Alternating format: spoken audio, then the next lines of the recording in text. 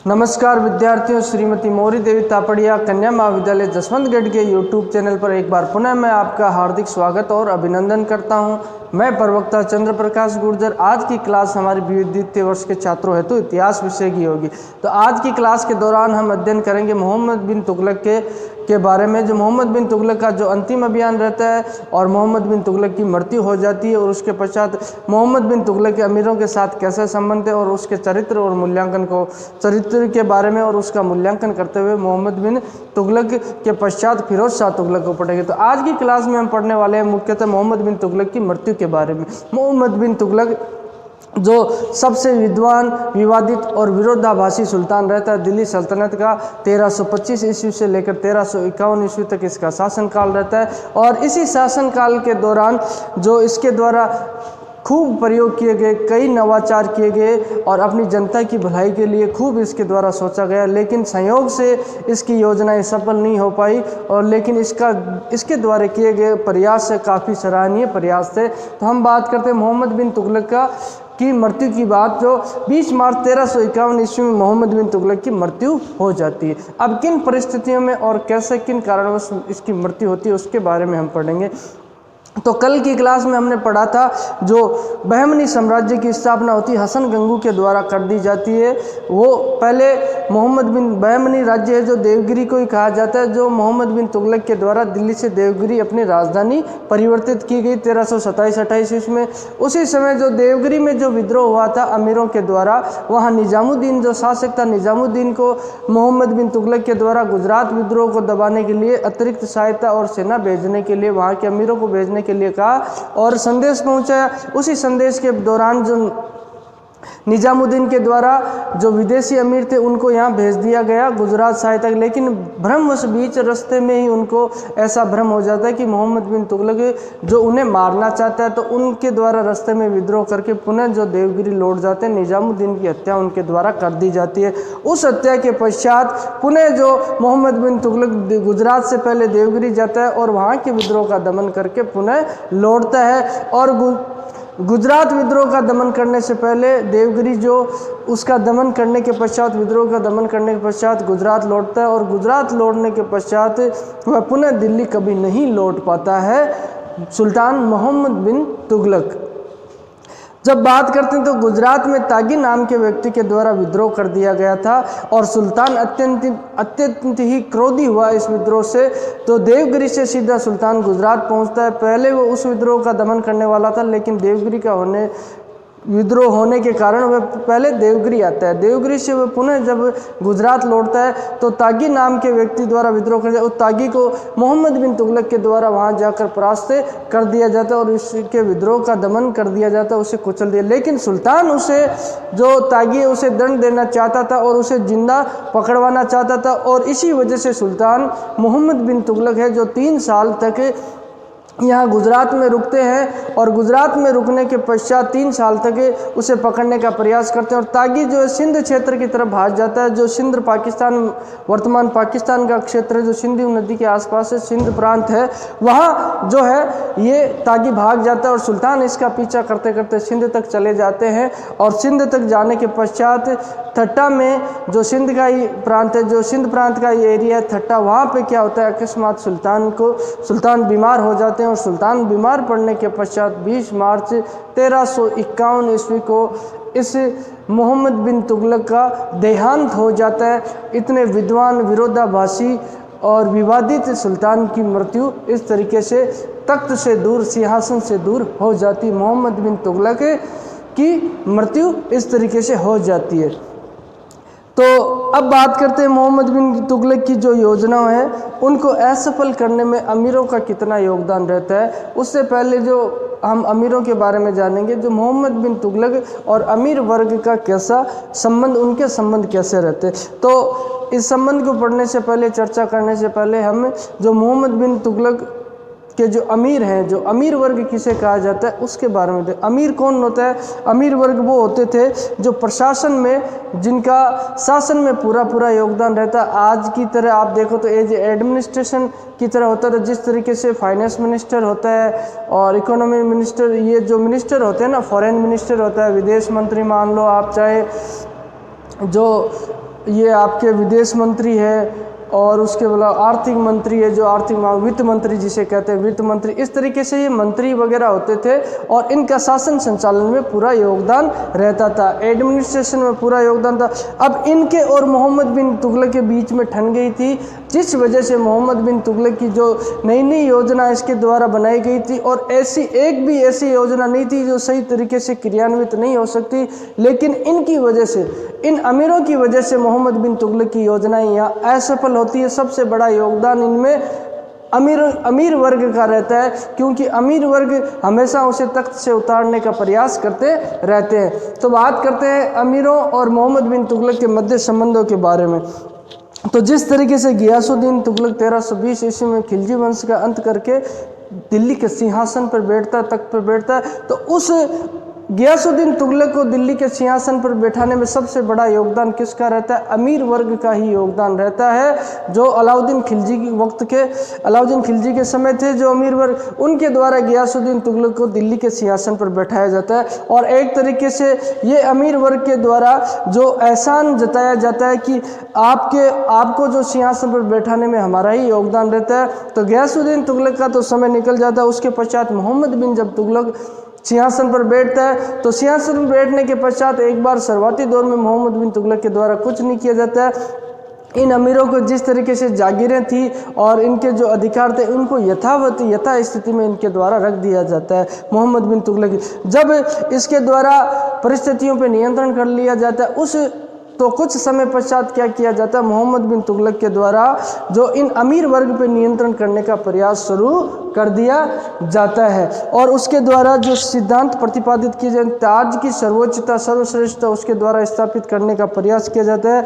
उस मोहम्मद बिन तुगलक के द्वारा जो इनके दखल अंदाजी अमीर वर्ग की, उस पर काबू पाने का प्रयास किया जाता है। और जो सिद्धांत है ताज की सर्वश्रेष्ठता, यानी कि जो सुल्तान के समक्ष किसी व्यक्ति की जो अमीर की हिम्मत ना हो सुल्तान को चुनौती देने की, और उसे सुल्तान से नीचे रखा जाए, इस तरीके से प्रयास यहाँ किया जाता है। और अपने आप को ईश्वर का प्रतिनिधि माना जाता है कि मैं ईश्वर का प्रतिनिधि हूँ और मुझे जो ये राज्य मिला है वो ईश्वर की दया से मिला है, और इस वजह से सारी प्रजा को मेरी बात को मानना चाहिए। ये बात यहाँ पे कहता है, और वह जो मोहम्मद बिन तुगलक यहाँ निरंकुश हो जाता है। निरंकुश होने के पश्चात जो अपनी योजनाओं का क्रियान्वयन करता है, वो जैसे दोआब में करवर्दी है, उसको ले लो आप, जो राजधानी परिवर्तन है, खुरासान अभियान है, सांकेतिक मुद्रा का प्रचलन है, ये अपनी योजनाओं को बगैर अमीर वर्ग के पूछे वगैरह क्रियान्वयन करता है और उनके दखल को सीमित कर देता है। तो इस वजह से उनमें क्या अमीर वर्ग में असंतोष व्याप्त हो जाता है। अमीर वर्ग क्या मानते हैं? अमीर वर्ग यहाँ सिर्फ राजा को, सुल्तान को बस इतना ही मानते हैं कि ये हमारे बराबर वालों में, और बराबर वालों में ये प्रथम श्रेणी का आदमी है, सिर्फ इतना ही मानते हैं, न कि यहाँ स्वीकार करना चाहते हैं और शासन में जो अपना पूरा दखल रखना चाहते हैं। क्योंकि गयासुद्दीन तुगलक के समय देखा जाए तो उनका पूरा का पूरा दखल रहता है, तो ये बात उनको नागवार गुजरती है, और इसी वजह से वह मोहम्मद बिन तुगलक की हर योजनाओं को असफल बनाने का प्रयास इनके द्वारा शुरू कर दिया जाता है। अब मोहम्मद बिन तुगलक को जब ऐसी बातें पता चलती है, मोहम्मद बिन तुगलक के द्वारा भी इन अमीरों का क्रूरता से दमन करने का प्रयास उसके द्वारा शुरू कर दिया जाता है, और इस अमीर वर्ग को जैसे तैसे दबाने का प्रयास किया जाता है। तो मोहम्मद बिन तुगलक के द्वारा अमीर वर्ग का दमन करने के दौरान एक जो अमीर वर्ग है उसमें नए लोगों को सम्मिलित करना शुरू कर दिया इसने क्या किया? जो मंगोल लोगों को अमीर वर्ग में, यानी कि उन्हें भी उच्च अधिकारी बनाना शुरू कर दिया, प्रशासनिक अधिकार उन्हें दे दिए गए। और अमीर वर्ग वही है जो प्रशासनिक अधिकारी होते हैं, एडमिनिस्ट्रेशन पावर जिनके पास रहती है, चाहे वित्त मंत्री ले लो, चाहे रेल मंत्री ले लो। वर्तमान में आप तुलना करो तो पीएम के बाद जो उसकी मंत्री परिषद होती, मंत्री परिषद की तरह अमीर वर्ग होता।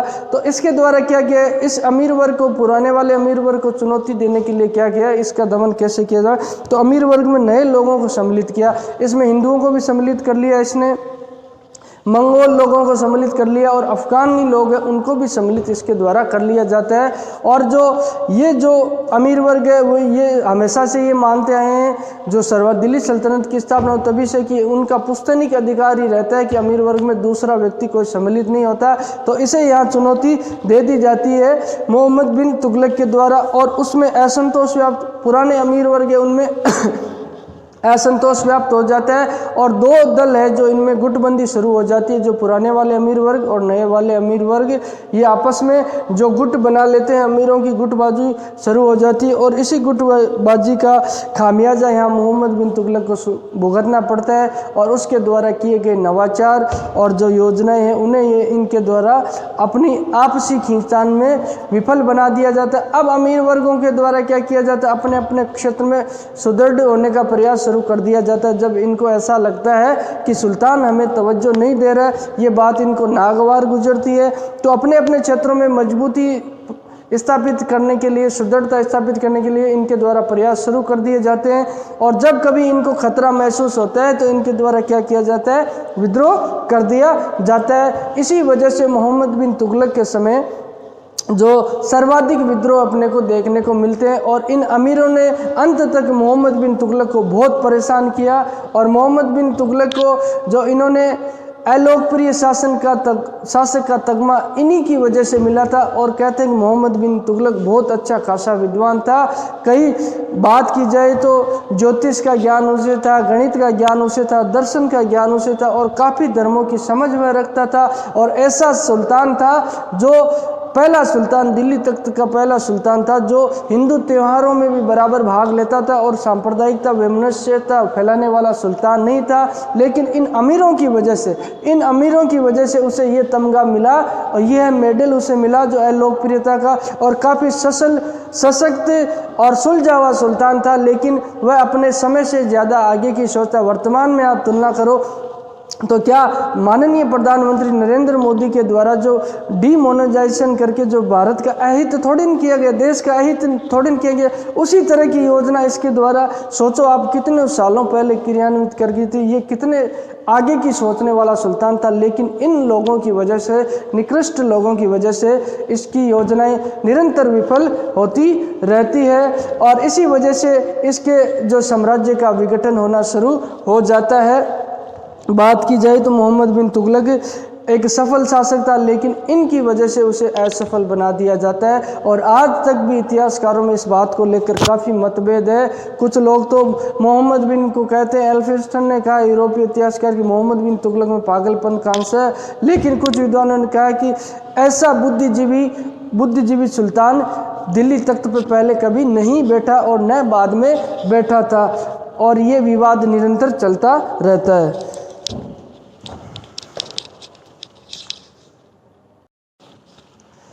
तो विद्यार्थियों, आज की क्लास में हमने मोहम्मद बिन तुगलक की मृत्यु के बारे में जाना है। मोहम्मद बिन तुगलक की मृत्यु कैसे होती है, जब वो गुजरात विद्रोह के दौरान जो तागी का विद्रोह है उसे दबाने के लिए जाता है और 3 वर्षों तक गुजरात में ही रुकता है और उसके पश्चात वह दिल्ली पुणे नहीं लौट पाता है। सिंध के थट्टा में बीमार होने के पश्चात मोहम्मद बिन तुगलक की मृत्यु हो जाती है, उनका देहांत हो जाता है। और अमीर वर्गों के साथ उसके संबंध, जो मोहम्मद बिन तुगलक है उनके हमने संबंध देखे, उनके संबंध काफ़ी तनावपूर्ण संबंध यहाँ रहते हैं और अमीरों के द्वारा निरंतर उनके द्वारा प्रयास किया जाता है उनको दबाने का। जब सुल्तान की मृत्यु होती, शायद में ये बात मैंने आपको नहीं बताई होगी, तो बदायूनी एक जो परवर्ती इतिहासकार है, सुल्तान के समय वे नहीं हुए थे, ये बाद के इतिहास, इन्होंने कहा था कि सुल्तान को उसकी प्रजा से और प्रजा को सुल्तान से मुक्ति मिल गई। ये इस तरीके से सुल्तान भी प्रजा से काफ़ी परेशान हो चुका था और प्रजा भी सुल्तान से, क्योंकि सुल्तान द्वारा नित्य नए प्रयोग किए जाते और प्रजा की भलाई, प्रजा हित के लिए कुछ सोचा जाता और नई नई योजनाएं बनाई जाती। लेकिन ये प्रजा पुराने ढर्रे पर चलने के लिए तैयार थी, जो उसे नागवार गुजरती और ये ऐसी चीज़ें प्रजा द्वारा स्वीकार नहीं की गई। तो प्रजा भी यहाँ परेशान थी और मोहम्मद बिन तुगलक भी यहाँ परेशान था। तभी बदायूं ने ये कहा था कि सुल्तान को उसकी प्रजा से तथा प्रजा को सुल्तान से मुक्ति मिल गई। ये प्रतियोगिता परीक्षा की दृष्टि से काफ़ी मोस्ट जो स्टेटमेंट है, वक्तव्य जो बदायूं द्वारा दिया गया, कई जगह आपको देखने को मिल सकता है।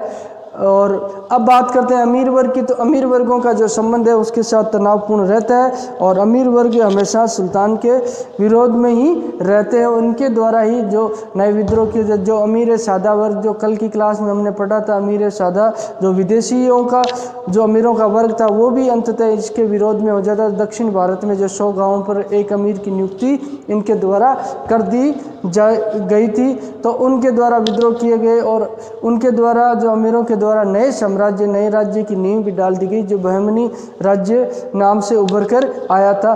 तो उम्मीद करता हूं कि आपको बेहतर तरीके से समझ में आया होगा। अगर किसी तरह की समस्या, शंका हो तो आप निसंकोच मुझे पूछ सकते हो, और किसी भी चीज़ को विस्तृत रूप से जानना हो, आपकी जिज्ञासा और उत्सुकता हो तो मैं उसका भरपूर सम्मान करूंगा। किसी तरह की जिज्ञासा हो तो आप भी मुझसे पूछ सकते हो, जो भी हो। अगर इनसे संबंधित प्रश्न हो या इसके अलावा भी हो तो मैं आपको जो बताने का पूरा प्रयास करूंगा अन्य स्रोतों से, तो आप निसंकोच पूछ सकते हो। तो आज की क्लास के लिए हम इतना ही पढ़ेंगे। आगे की क्लास में हम जो एक क्लास होगी मोहम्मद बिन तुगलक की, उसके चरित्र के बारे में पढ़ते हुए और उसका मूल्यांकन करेंगे। उसके पश्चात फिरोज शाह तुगलक को पढ़ेंगे। तो विद्यार्थियों, आज के लिए बस इतना ही और आप सभी का बहुत बहुत धन्यवाद।